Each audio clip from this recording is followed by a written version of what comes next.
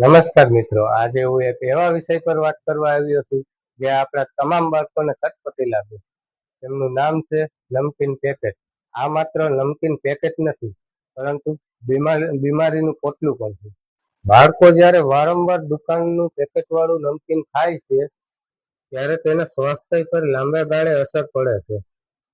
તેમાં વપરાતા તેલ, મસાલા અને બાળકોનું નાજુક શરીર માટે નુકસાનકારક હોય છે. દુકાનનું નમકીન તળવા માટે એકને એક જ તેલ વપરાતું હોય છે, જે બાળકોને પચાવવા માટે ભારે તકલીફ પડતી હોય છે.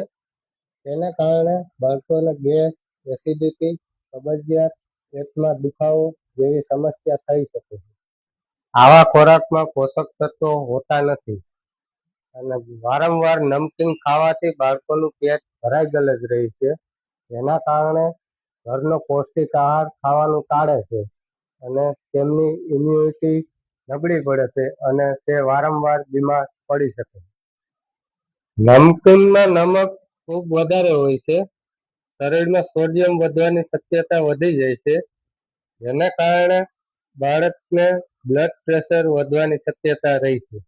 બાળકોને ઘરે બનાવેલો નાસ્તો જેમ કે મમરા, પૌવા, ખાખરા, શેકેલા ચણા દેવાનો આગ્રહ રાખવો. દુકાનનું નમકીન ક્યારેક જ આપવું, તેને રોજ દેવાનો આગ્રહ રાખવો નહીં.